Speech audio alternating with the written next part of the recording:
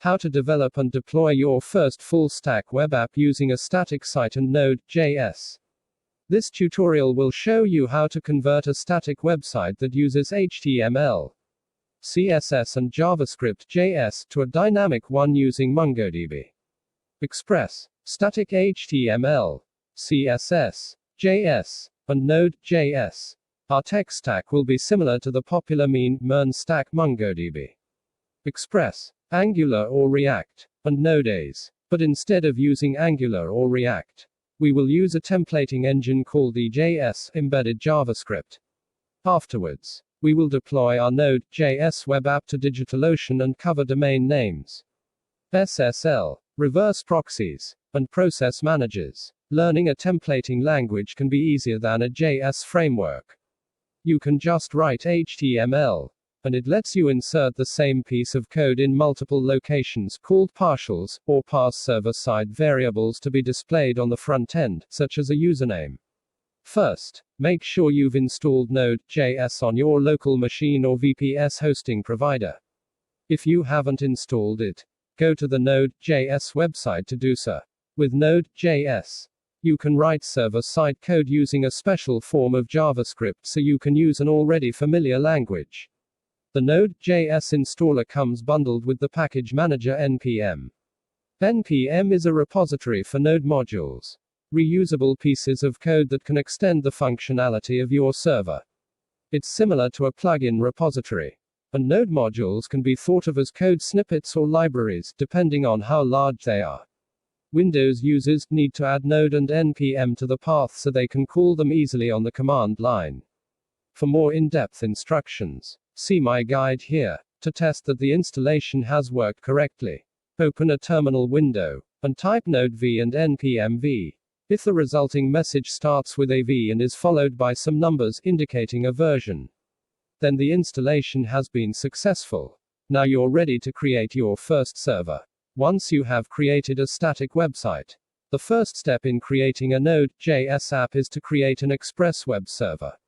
First, move all your website's static files HTML, CSS, JS, images, etc. into a folder called public and create a file called server.js in the root directory of your website folder. In the server.js file type, then in the terminal, type npm init. Press enter to accept the default parameters for all the following options. But make sure the entry point is server.js. Finally, type npm start and then go to the IP address of your VPS host, or localhost 8080/index.html, or the name of one of your web pages in the browser. The Express server you just created should now be serving your website's static files. Moving forward, we will discuss how to convert your static files to dynamic ones using the EJS templating engine. Then we'll look at how to copy repeated code using partials and inject server-side variables to the front end. The first step to use EJS is to install it. A simple npm install EJS save will do the trick. The save parameter saves the module to the package JSON file. This makes it so anyone who clones the Git repo, or otherwise downloads the site's files, can install all the required Node modules for the project called dependencies, using the npm install command instead. Then they don't have to type npm install module name, for however many modules they need. Next, you need to convert your static HTML files into dynamic EJS ones and set up your folder structure in the way EJS expects. In the root directory of your website, create a folder called Views. Inside that folder create two subfolders called Pages and Partials. Move all your HTML files into the Pages subfolder and rename the HTML file extensions to .edge. When creating static sites, there's often code that you repeat on every page, such as the head, where the meta tags are located, header, and footer sections. It's inconvenient to change them on every page, especially on larger sites, if alterations are needed. But if you use EJS partials, then you won't have to. Editing one template partial file will update the code on every page that the file is included in. We'll take a typical part of a website to be templated, the header, as an example. Create a new file called header.edge in the partials folder. Copy and paste all the code between the less than header greater than tags on one of your EJS pages into it. Finally, on all pages with a header, delete the code between the less than header greater than tags, the same code you copied to the header.h partial file, and replace it with less than %include partials, header %greater than. Now, you've created your first EJS partial. Repeat the process for any other repetitive pieces of code such as the head and footer sections.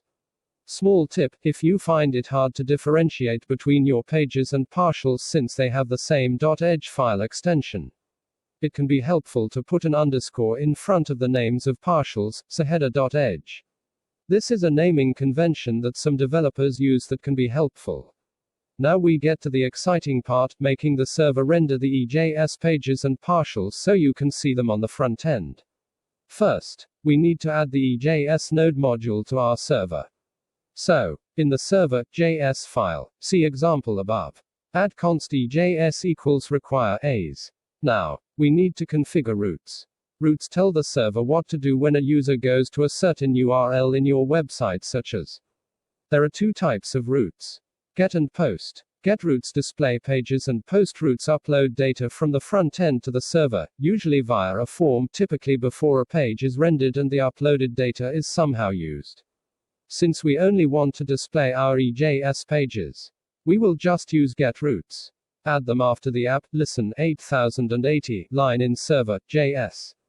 For the index page, the route will be, it specifies the URL of the website the code will activate on. The req stands for request and res for response. So, the response returned when going to is rendering, displaying to the browser, the pages/index.edge page. Add similar routes for your other EJS pages. The main attraction of templating, apart from reusing code, is that you can pass server-side variables to the front end. Either a single variable like the current user's username, or an array, like the details of every registered user. However, the real strength of passing server-side variables becomes apparent when using APIs or databases. The first name is the name of the EJS variable, the name for displaying it on the front end. And the second is the variable that contains the data you want to send. They don't have to be identical. For a simple array, you can use this example instead, which will create a p tag for every name in the list names variable. Congratulations! You've finished developing your first Node.js web app. In the next part, we will see how we can make it live, deploy it on the web so you can show it off. There are many hosting platforms you can use to deploy your Node.js web apps such as Section, Heroku, Volta, Linode, Google Cloud Platform and Amazon Web Services. First, create an account on the DigitalOcean platform. There are discount codes available to add free credit to your account, such as the code available in the GitHub Student Developer Pack. Be aware that you can only redeem one code per account. Second, you need to create a droplet. A droplet is a VPS, virtual private server. It's similar to a Linux VM which is hosted on a server farm somewhere. Once you've logged into your account, go to Droplets under the Manage heading and click Create and then Droplets. You can leave most of the settings as the default but change the plan to the basic $5 a month, which contains enough resources for your app. You can scale this up later if needed. Also, choose the data center closest to the target audience of your app and change the authentication to password. While password authentication is less secure, SSH keys is recommended. It's much easier to set up.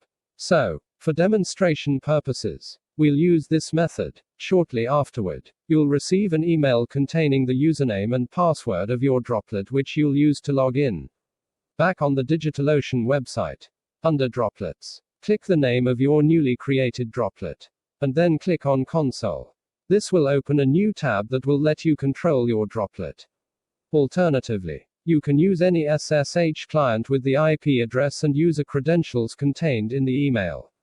On your first login, since you used password authentication, it will prompt you to set a new password. A great way to generate secure passwords and store them is a password manager like LastPass. First, you'll need to copy the code for your web app to your droplet. If you're using source control such as Git, Then it's as simple as installing git using apt-get install git y and then using the git clone command git clone, link to your repository. Adding the link to your repository at the end.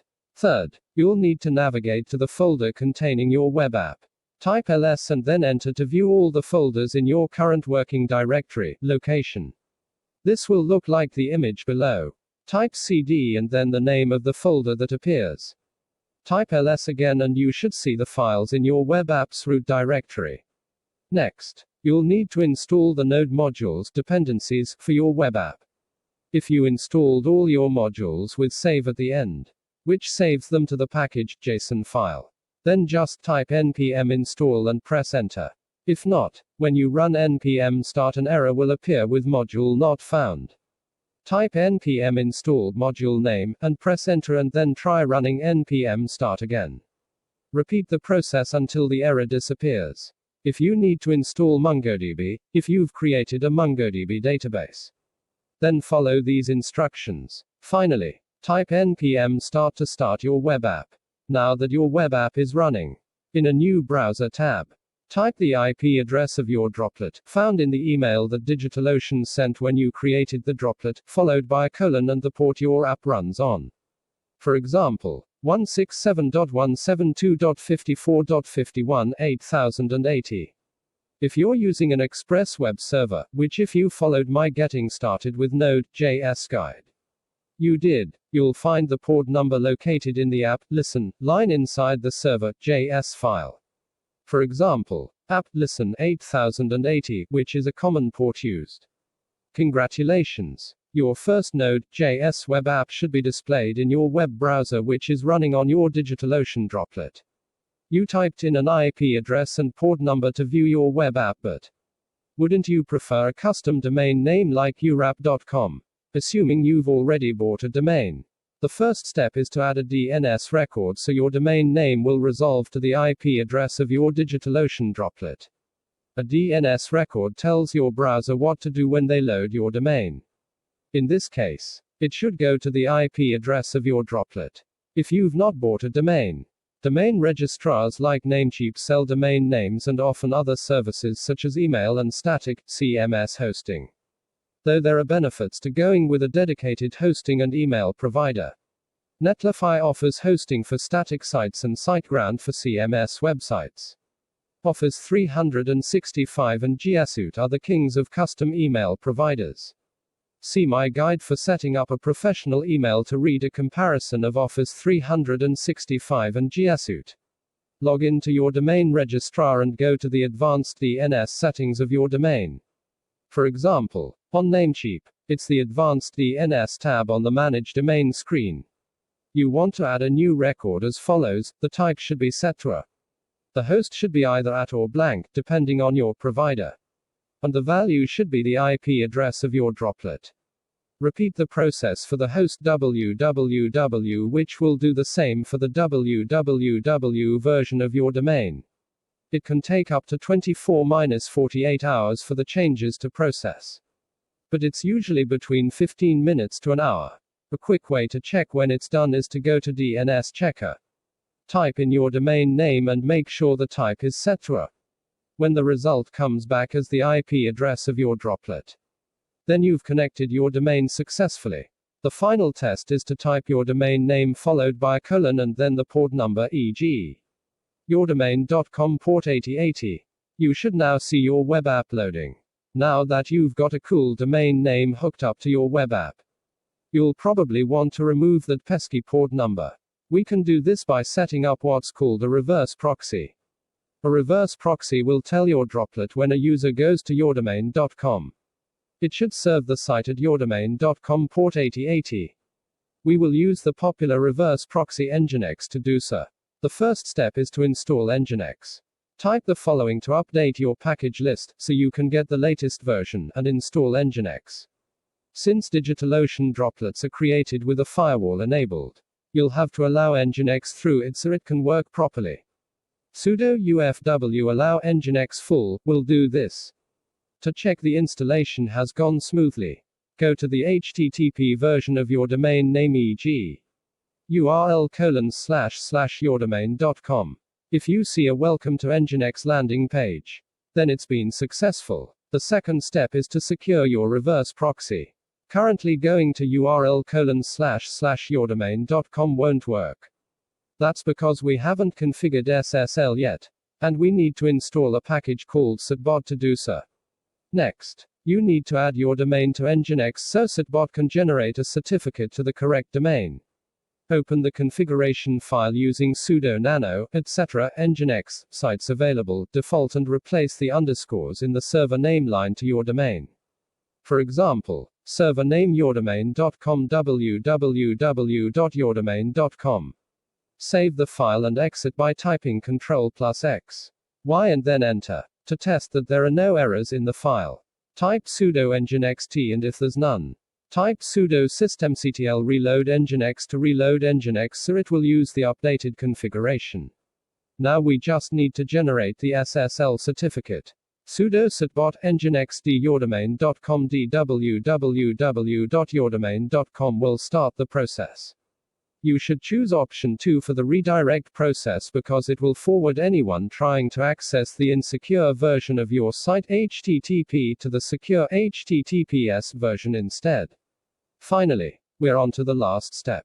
Adding the Nginx configuration for your web app. For demonstration purposes, we'll just modify the default one instead of creating a new one specifically for your web app. If you need to host several web apps on one droplet, you'd need to add a new configuration for each site. You need to change the server name parameter to the name of your domain. For example, yourdomain.com. Under location, proxy path should be changed to url://localhost sadface port name. The SSL certificate key should be modified, etc. Let's encrypt, live domain name /privkey.pem. Finally, add the code block below to the end of the file and then type Ctrl+X. And then Y to exit. Here's a complete example of what it should look like. Note the server name should be the name of your domain. To test that there are no errors in the file, type sudo nginxt. If there's none, type sudo systemctl reload nginx to reload nginx so it will use the updated configuration. You've hooked your domain name up to your droplet and configured nginx to serve your web app. But how do you keep it running all the time, especially after restarting your droplet? That's where a process manager comes in. It will manage your Node.js web app, log any errors, and stop it as needed. We will be using the process manager called PM2. The first step is to install PM2 using sudo npm install PM2 at latest G. Next, to run it on boot, run PM2 startup system. It should say to set up the startup script. Copy and paste the following command, which will be sudo env path skeptical smiley face usr bin usr lib node modules pm2 bin pm2 startup system username hp home username. If you're using the default login the DigitalOcean provided, this will be root. Type this into the terminal and press enter. If it says command successfully executed, like below, then it has worked. Using the cd command, navigate to the folder of your web app. Then type pm2 start server.js. This will start the web app using pm2. Afterward, type pm2 save, which will save it to be started on boot. If it says successfully saved, then it's been saved correctly. Try restarting your droplet by typing reboot and after a few minutes, go to yourdomain.com. Your web app should be up and running like normal. If you're looking to build on the skills you've learned in this tutorial, I suggest using EJS templating to work with APIs and databases. Louise Findley is a front-end web developer and software development student at Robert Gordon University. She's designed and developed over 20 static websites, WordPress websites and mobile web apps. Learn to code for free. FreeCodeCamp's open source curriculum has helped more than 40,000 people get jobs as text source, freecodecamp.org.